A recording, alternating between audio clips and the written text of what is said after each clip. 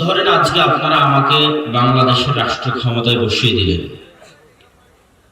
যেভাবেই হোক আমি আজকে রাষ্ট্র ক্ষমতায় বসার পর পূর্ণাঙ্গ ইসলাম বাংলাদেশে কায়েম করার আদেশ দিয়ে দিলেন। তো আদেশ জারি হওয়ার পরেই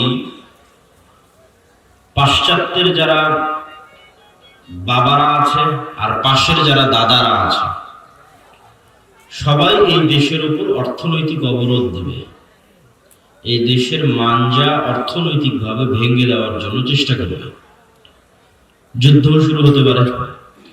তো যখনই অর্থনৈতিক অবরোধ দেবে, ডলার আসা বন্ধ হয়ে যাবে, ইনকাম বন্ধ হয়ে যাবে, আইফোন আসা বন্ধ হয়ে যাবে, ইলেকট্রিসিটি উৎপাদন কমে যাবে। আপনি এখন যেই মানের জীবন যাপন করছেন ওই মানের জীবন যাপন করতে পারবেন না। যখনই ওই মানের জীবন যাপনে ব্যাঘাত হবে, তখন পরের দিনই আপনি বলবেন, এই আব্দুল্লাহ বিন আব্দুর রাজ্জাকের ইসলামের আমাদের দরকার নাই, একে ভাগাও, আগের সেকুলারিজমই ভালো ছিল,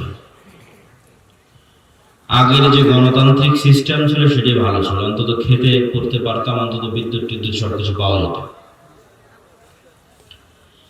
ততক্ষণ পর্যন্ত আপনি কোন একটা রাষ্ট্রে পূর্ণাঙ্গ ইসলাম প্রতিষ্ঠা করতে পারবেন না, যতক্ষণ না ওই একটা রাষ্ট্রে অন্তত 30%, 40%, 20%, 50% মানুষের গায়েবের উপর ঈমান ইয়াকিনের লেভেলে না থাকে।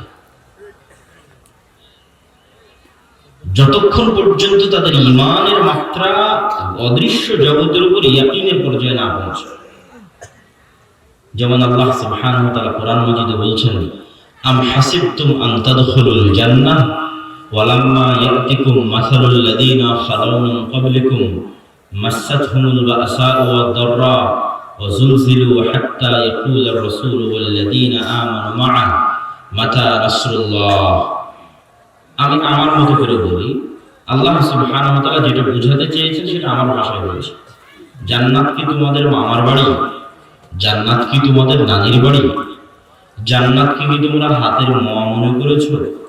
আম হাসিবতুম আন তাদখুলুল জান্নাহ, যে তোমরা এত সহজে জান্নাতে চলে যাবে। ওয়ালাম্মা ইয়াতিকুম মাসালুল লাযীনা খালাউ মিন ক্বাবলিকুম, অথচ অতীতে যারা চলে গেছে তাদের মতো জুলুম তোমরা এখনো সহ্য করোনি। তারা এত দুঃখ কষ্ট ও জুলুম সহ্য করেছে যে অতীতে চলে যাওয়া মুমিনেরা জুলুমের মাত্রা সহ্য করতে না পেরে নবীকে পর্যন্ত বলেছে, কখন আল্লাহ সাহায্য আসবে, মাথা রাসূলুল্লাহ, আল্লাহ সাহায্য কখন আসবে। ওই লেভেলের জুলুম, ওই লেভেলের দুঃখ কষ্ট যতক্ষণ তোমরা সহ্য না করবে, ততক্ষণ কেমনে চিন্তা করলে তোমরা জান্নাতে যাবে? তাহলে ঈমানের মাত্রা ওই পর্যায়ের না হলে আপনার চিন্তা চেতনা থাকবে দুনিয়াবী, বস্তুবাদী। আর যখন গায়েবের উপরে ইয়াকিন থাকবে, পরকালকে চোখ বন্ধ করলে দেখতে পাবেন, নিজেকে অতীত কল্পনা করতে পারবেন যে আমি মারা যাব না, আমি তো মারা গেছি। মারা যাব এটা নয়, মারা গেছি, অতীত কল্পনা করতে হবে।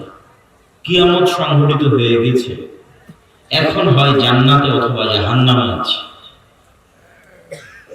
পরকালকে যত বাস্তবভাবে ফিল করতে পারবেন, দেখতে পারবেন, অনুভব করতে পারবেন, তত আপনার সিদ্ধান্ত গ্রহণের মাত্রা পরিবর্তন হয়ে যাবে। আগে সিদ্ধান্ত নিতেন একভাবে, সবসময় দেখতেন কোনটাতে দুনিয়ার স্বার্থ আছে, কোনটাতে দুনিয়ার উপকার আছে, আর এখন সিদ্ধান্ত চেঞ্জ হয়ে যাবে, সবসময় দেখবেন কোনটাতে পরকাল অর্জন হবে। এই লেভেলের ঈমান ছাড়া গোলামি থেকে মুক্তি হবে না। ওই লেভেলের ঈমান বিল গায়বে ইয়াকিন ছাড়া গোলামি থেকে মুক্তি হবে না। যেমন জান্নাতকে যখন আপনি এইভাবে কল্পনা করতে পারবেন, জান্নাতের দুটো কল্পনার চিত্র দিয়ে এই পয়েন্টের আলোচনা আর একটু সামনের দিকে নিয়ে যাই। জান্নাতকে যখন এইভাবে কল্পনা করতে পারবেন যে আপনার আত্মীয় স্বজন, পাড়া প্রতিবেশী, ভাই বোন, পিতা মাতা সবাই মিলে এখন যে জীবনটা আপনি যাপন করছেন, এই জীবনটা যদি এখানেই শেষ হয়ে যায়, আর যদি কোনোদিন আপনার বাপ মায়ের সাথে দেখা না হয়, আপনার স্ত্রী পুত্র সন্তান সন্ততির সাথে আর কোনোদিন দেখা না হয়, তাহলে এই জীবনটার কোনো অর্থ থাকে না, এই জীবনের কোনো মানে থাকে না। আর যখনই আপনি চিন্তা করবেন যে না, আমি এখানে এই বৈরচুনাতে বিশাল একটা বাংলো বাড়ি নিয়ে পার্মানেন্ট, স্থায়ীভাবে আমার ছেলে মেয়ে, স্ত্রী পুত্র, বাপ মা সবার সাথে আনন্দ উল্লাসের মধ্যে কাটাচ্ছি, পাশের যে নদী আছে এই নদীতে গিয়ে গোসল করতেছি, মাছ মারতেছি, আর জীবনে কোনোদিন মৃত্যু হবে না, স্থায়ী, পার্মানেন্ট। তাহলে ওই জীবনটা অর্থবহ, সফল জীবন। ওই জীবন জান্নাতে যাওয়া ছাড়া পাওয়া সম্ভব নয়। এই জন্য জান্নাতের জীবনকে বলা হয়েছে প্রকৃত জীবন, যেখানে আপনি আপনার বাপ মা, ভাই বোন, আত্মীয় স্বজন, স্ত্রী পুত্রের সাথে পার্মানেন্টলি, যদি মনে করেন এখানে বৈরচনা দিয়ে ফিরে এসে নদীর পাশেই থাকতে হবে, সেটারও ব্যবস্থা হবে। যে শৈশবের সেই স্মৃতি আমি হারাতে চাই না, তো ওটার ব্যবস্থা হবে। আর যদি জাহান্নামে চলে গেছেন, তাহলে তো এখানেই ফুল স্টপ, এই জীবনই শেষ, যেটা কয়েক সেকেন্ডের মধ্যে পার হয়ে গেল, যেটা কয়েক ঘন্টার মধ্যে পার হয়ে গেল। তাহলে যখন আপনি জান্নাতকে এরকম ভিজুয়ালাইজ করতে পারবেন, সচক্ষে দেখতে পারবেন, অনুভব করতে পারবেন, এবং ওইটার জন্যই সবকিছু করবেন, তখন গোলামীর যে জিঞ্জির আপনার পায়ে বাঁধা আছে, এটা আপনি ভেঙে ফেলেছেন। কেন এই গোলামীর জিঞ্জিরটা হয় টাকার জিঞ্জির, না হয় আধিপত্যের জিঞ্জির, না হয় ক্ষমতার জিঞ্জির, না হয় শক্তির জিঞ্জির, কোনো না কোনো কিছু আছে। কিন্তু যখন টার্গেট জান্নাত, তখন পৃথিবীতে আর কোনো বাধা আছে মানুষের? কোনো বাধা থাকে না। মানুষ যখন মৃত্যুকে জয় করে নেয়, মৃত্যুঞ্জয়ী, আল্লাহর সাথে যে কোনো মুহূর্তে সাক্ষাতের জন্য প্রস্তুত। আন্নাহুম মুলাকুল্লাহ, যারা বিশ্বাস করে যে আমি আমার আল্লাহর সাথে সাক্ষাৎ করব, এই সাক্ষাতের জন্য 24 ঘন্টা প্রস্তুত, সব সময় প্রস্তুত। বরং আল্লাহর কাছে যেতে আগ্রহী, ফেরত যেতে আগ্রহী। ওকে আপনি কি দিয়ে থামাবেন, কি দিয়ে আটকাবেন? পৃথিবীর এমন কোনো শক্তি নেই যে তাকে থামাতে পারে, যে তাকে আটকাতে পারে। তাহলে তো গোলামীর জিঞ্জির তখনই ভেঙে গেছে। ঈমান বিল গায়ব দিয়ে গোলামীর জিঞ্জির ভাঙবে, তার আর একটা উদাহরণ মুসা আলাইহিস সালাতু ওয়াস সালাম। মুসা আলাইহিস সালাতু ওয়াস সালামকে আল্লাহ সুবহানাহু ওয়া তাআলা বলছেন, ইযহাব ইলা ফিরআউন ইন্নাহু তাগা, ফিরআউনের কাছে যাও, গিয়ে দাওয়াত দাও। তো যেই দিন মুসা আলাইহিস সালামকে এই কথা বলা হচ্ছে, ওই দিন মুসা আলাইহিস সালাম আজকের বৈরচনার একটা সাধারণ কৃষকের চাইতেও বেশি দুর্বল। আরো ভালো করে বলি, আজকে ফিলিস্তিনের গাজার একটা মুসলমান ইসরায়েল এবং আমেরিকার তুলনায় যা দুর্বল, গাজার একটা অসহায় মুসলমান, যার বাড়ি নাই, ঘর নাই, তাঁবুর মধ্যে আছে, টাকা নাই, পয়সা নাই, খাওয়ার ব্যবস্থা নাই, তার জীবনের কোনো নিশ্চয়তা, নিরাপত্তা নাই, যে কোনো মুহূর্তে তাকে হত্যা করতে পারে, ও আজকের ইসরায়েল এবং আমেরিকার তুলনায় যা দুর্বল, আজ থেকে কয়েক হাজার বছর আগে মুসা আলাইহিস সালাম ফেরাউনের তুলনায় তার চেয়ে বেশি দুর্বল ছিল। এইটা যতদিন আপনি না বুঝতে পারবেন, ততদিন গোলামি থেকে মুক্তির রাস্তা খুঁজে পাবেন না। নবী মুসা অনেক বড় নবী, কিন্তু উনি উঠে এসেছেন কিভাবে, কোন পরিবেশে, কোন পরিস্থিতিতে, এটা যেই দিন বুঝবেন, সেই দিন দেখবেন যে মুসা আলাইহিস সালাম এবং বানু ইসরাইলের গোলামি আমাদের চাইতে বেশি করুণ, বেশি নিরীহ, বেশি অসহায়, বেশি ভয়ঙ্কর। এই জন্যই আল্লাহ সুবহানাহু ওয়া তাআলা পবিত্র কোরআন মাজিদ মুহাম্মদ সাল্লাল্লাহু আলাইহি ওয়াসাল্লামের উপর অবতীর্ণ করলেও পূর্ণ করে রেখেছেন মুসা ফিরআউনের ঘটনা দিয়ে, বানু ইসরাইলের ঘটনা দিয়ে। তাহলে কোরআন অবতীর্ণ হচ্ছে উম্মতে মুহাম্মাদের উপর, মুহাম্মদ সাল্লাল্লাহু আলাইহি ওয়াসাল্লামের উপর, আর পরিপূর্ণ হয়ে আছে মুসা আর ফিরআউনের ঘটনা দিয়ে, পরিপূর্ণ হয়ে আছে বানু ইসরাইলের ঘটনা দিয়ে। তার কারণ হচ্ছে উম্মতে মুহাম্মাদিও একদিন বানু ইসরাইলের মতো গোলামি জিঞ্জিরে আবদ্ধ হয়ে যাবে। রাসূলুল্লাহ সাল্লাল্লাহু আলাইহি ওয়াসাল্লাম বলেন, আমার উম্মত বানু ইসরাইলের সাথে এমন ভাবে মিলে যাবে যেভাবে এক জুতার পাট আর এক জুতার সাথে মিলে যায়। বানু ইসরাইলরা প্রত্যেক যে গর্তে ঢুকেছে, আমার উম্মত প্রত্যেক ওই গর্তেই ঢুকবে। বানু ইসরাইলরা যদি 70 দলে বিভক্ত হয়ে থাকে, তো আমার উম্মত 70 বা তার চেয়ে বেশি দলে বিভক্ত হবে, কম হবে না। তাহলে যেহেতু উম্মতে মুহাম্মাদের ভাগ্য বানু ইসরাইলের মতোই হবে, তাহলে বানু ইসরায়েলরা যেই রাস্তা দিয়ে মুক্তি পেয়েছে, উম্মতে মুহাম্মাদকে ওই রাস্তা দিয়ে মুক্তি পেতে হবে। তো এই জন্য বানু ইসরায়েল আর মুসা ফেরাউনের ঘটনা দিয়ে কোরআন পূর্ণ হয়ে আছে, যে যেহেতু তোমাদের অবস্থা একদিন বানু ইসরায়েলের মতো হবে, তাহলে এগুলো পড়ে শিখো, শিখে নিজের মুক্তির রাস্তা খুঁজে নাও। তো ওই অবস্থায় এখন আমরা পৌঁছে গেছি। যে অবস্থার কথা রাসূল সাল্লাল্লাহু আলাইহি ওয়াসাল্লাম বলেছে যে আমার উম্মত বানু ইসরায়েল হবে, এখন সেই যুগ। এই বানু ইসরায়েল হওয়ার যুগটা শুরু হয়েছে ইউরোপীয় উপনিবেশ শুরু হওয়ার পর থেকে, যখন সমগ্র বিশ্বের মুসলমান কান্ট্রিগুলো ইংল্যান্ড, ব্রিটিশ সহ অন্যান্য ইউরোপীয় দেশ, German, Dutch, France, Italy, Spain, বিভিন্ন ইউরোপীয় দেশের অধীনে কলোনি, উপনিবেশ হিসেবে ছিল, তখন থেকেই গোলামীর যাত্রাটা শুরু, এখন পর্যন্ত চলমান, অব্যাহত। ওই সময় 200 বছর, 190 বছর, আর 1947 থেকে এইদিকে প্রায় 70 বছর, তাহলে প্রায় 250 বছর প্লাস 260 বছর থেকে এই গোলামীর যাত্রা চলমান আছে, এখনো ভাঙ্গা যায়নি। তো আমরা বলছিলাম মুসা আলাইহিস সালামকে যখন বলা হলো ইযহাব ইলা ফিরআউন, ফিরআউনের কাছে যাও, তখন উনি অনেক দুর্বল। মুসা আলাইহিস সালাম এত দুর্বল যে উনি ফিরআউনের বিরুদ্ধে জিতবে এটা বহু পরে, উনি ফিরআউনের সামনে গিয়ে দাঁড়াবে এটাই অসম্ভব। এটাই অসম্ভব। কেন অসম্ভব সেটা আপনাকে বুঝিয়ে বলি। ধরেন আপনাদের বইয়ের জন্য একটা মানুষকে বললাম তুমি আজকে যাবা আমেরিকাতে গিয়ে ডোনাল্ড ট্রাম্পকে দাওয়াত দিবে। তো এই মানুষটা ডোনাল্ড ট্রাম্প আমেরিকার চেয়ে যা দুর্বল, মুসা আলাইহিস সালাম তার চেয়ে বেশি দুর্বল। কেন সেটাই বলতেছি। এই মানুষটার নামে এখন কল্পনা করেন আমেরিকার আদালতে মৃত্যুদণ্ড জারি হয়ে আছে, সে মৃত্যুদণ্ডপ্রাপ্ত আসামি। তাহলে মুসা আলাইহিস সালামকে যখন মিশরে যেতে বলা হচ্ছে, তখন মুসা আলাইহিস সালাম ফিরআউনের আদালতে মৃত্যুদণ্ডপ্রাপ্ত। কেন দুর্বল এটা বোঝানোর জন্য বলতেছি। 2 নম্বর, এই যে মানুষটাকে আমি বলতেছি আমেরিকা যাও, এই আমেরিকা থেকে পলাতক। মুসা আলাইহিস সালাম মিশর থেকে পলাতক অবস্থায় আছে, 10 বছর পালিয়ে আছে। 3 নম্বর, অনেক পলাতক আসামি তো দুবাই, ইউরোপ, আমেরিকা এগুলোতে আরাম আয়েশে আলিশান আছে গত 16 বছরের। কিন্তু মুসা আলাইহিস সালাম যখন পলাতক, তখন উনি মানুষের বাড়ির কাজের লোক। তাই এখন কল্পনা করেন বৈরচন্দ্রের এই মানুষটা দিল্লিতে অথবা করাচিতে অথবা দুবাই কোথাও পালিয়ে আছে, সেখানে কোনো একটা মানুষের বাড়িতে সে 10 বছর থেকে কাজ করছে, ওইদিকে আমেরিকার আদালতে ওর নামে মৃত্যুদণ্ড জারি হয়ে আছে, তখন ওকে বলা হচ্ছে এখন তুমি যাও, তোমাকে দাওয়াত দিতে হবে। সিচুয়েশন বলে দিচ্ছে মুসা আলাইহিস সালাম কত দুর্বল, কত অসহায় এবং কত নিরীহ। আরো একটা কারণ, 4 নম্বর, আরো একটা পয়েন্টে বৈরচন্দ্রের এই মানুষের সাথে মুসা আলাইহিস সালাম বেশি নিরীহ।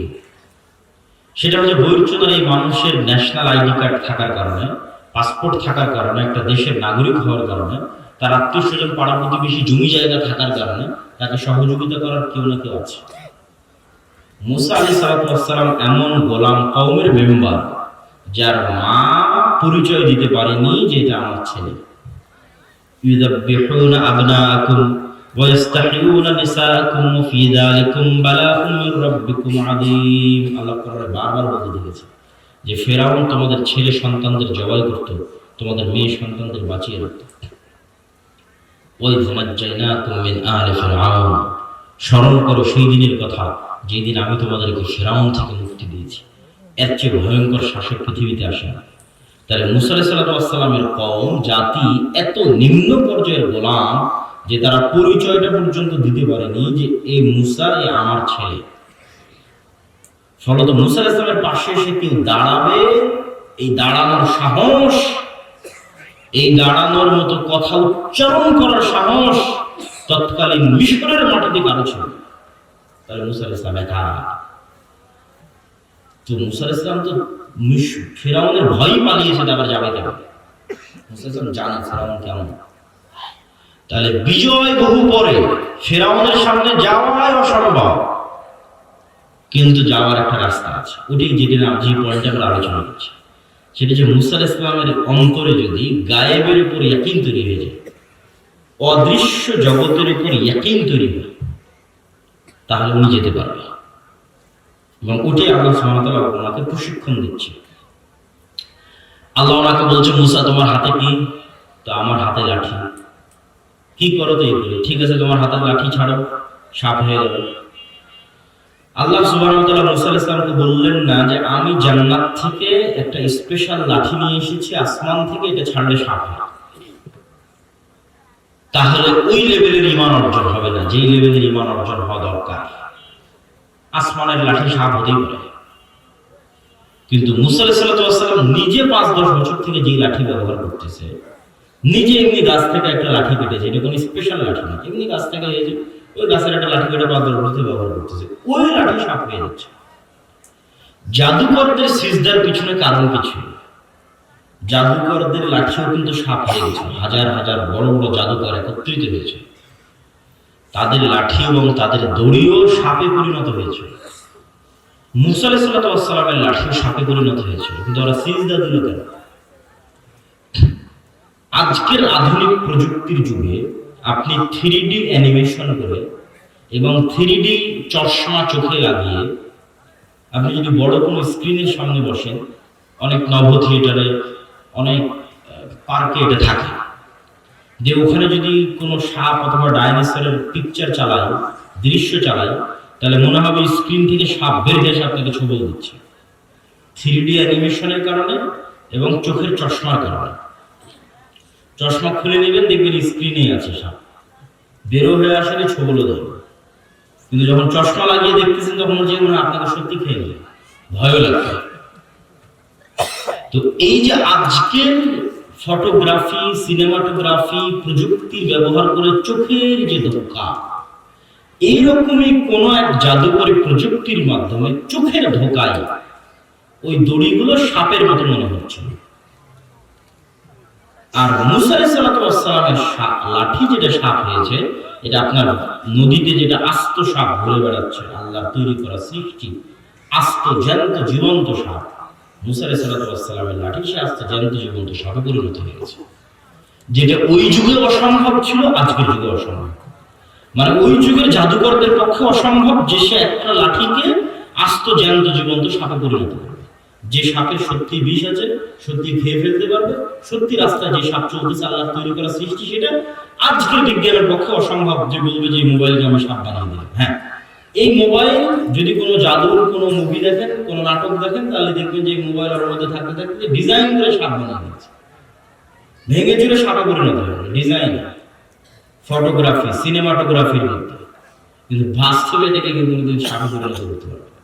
আজকের বিজ্ঞানের এই উন্নতির যুগেও না, ওই জাদুকরদের যুগেও। কিন্তু মুসা আলাইহিস সালামের লাঠিটা হয়েছিল জ্যান্ত জীবন্ত আস্ত বাস্তব, যে সাপ ঘুরে বেড়াচ্ছে আল্লাহর সৃষ্টি করে সেই সাপ। তাহলে এই ঘটনা যতবার মুসা আলাইহিস সালাম লাঠি ছাড়তেন ততবার ঘটত। তাহলে আল্লাহ সুবহানাহু ওয়া তাআলার শক্তি এবং ক্ষমতা এবং গায়েব অদৃশ্য জগৎ, এটার সাথে মুসা আলাইহিস সালাম ফেরাউনকে তুলনা করতে পারলেন। এই তুলনাটাই হচ্ছে গোলামীর জিনজির থেকে মুক্তির শুরু। সেই তুলনাটা হচ্ছে লা হাওলা ওয়ালা কুওয়াতা ইল্লা বিল্লাহ। মুসা আলাইহিস সালামের কলবের মধ্যে এই কথা ঢুকে গেল ঈমান বিল গায়বে ইয়াকিনের কারণে। সেই কথাটা কি? সেই কথাটা হচ্ছে আল্লাহর শক্তির তুলনায় ফেরাউনের শক্তি কম, অথবা আল্লাহর শক্তি বেশি, ফেরাউন একটু দুর্বল, এটা বা আজকের সাথে মিলিয়ে নিলেন যে আপনার অন্তরের মধ্যে ঢুকে গেল লা হাওলা ওয়ালা কুওয়াতা ইল্লা বিল্লাহ, গায়েবের উপর ইয়াকিন হলে ঢুকে যাবে। ওই মাত্রার ইয়াকিন অর্জন হলে গোলামি থেকে মুক্তি শুরু। তখন আপনার মধ্যে যে জিনিসটা ঢুকবে সেই জিনিসটা হচ্ছে যে আল্লাহর শক্তির তুলনায় আমেরিকা দুর্বল, আল্লাহর শক্তির তুলনায় ইসরায়েল দুর্বল, আল্লাহর শক্তির তুলনায় ভারত দুর্বল, কমজোর। জি না, মুসা আলাইহিস সালামের কলবের মধ্যে ঢুকে গেছে যে আল্লাহর শক্তির তুলনায় ফেরাউনের শক্তি জিরো। বলেন আল্লাহু আকবার। কমজোর বললে ঈমানই হারিয়ে যাবে, দুর্বল বললে ঈমানই হারিয়ে যাবে। লা হাওলা ওয়ালা কুওয়াতা ইল্লা বিল্লাহ এই বাক্যের অর্থ হচ্ছে, এবং মুসা আলাইহিস সালাম এর উপর বিশ্বাস অর্জন করেছিলেন যে আমি যে আল্লাহ আমাকে নবী বানাচ্ছে, যে আল্লাহ আমাকে নবী করে পাঠাচ্ছে, এই যে গায়েবী শক্তি, গায়েবী মদত, এই গায়েবের শক্তি এত শক্তি যে তার তুলনায় ফিরআউনের শক্তি জিরো। তাহলে এই বিশ্বাস এখন অর্জন হলে মুসা আলাইহিস সালাম ফিরআউনের কাছে যেতে পারবে না? পারবে না? পারবে। 10 বছর আগে পালিয়েছে, এখন ফেরত যাচ্ছে। তার ওটাই হলো গোলামি থেকে মুক্তির শুরু। ঈমান বিল গায়বে ইয়াকিন।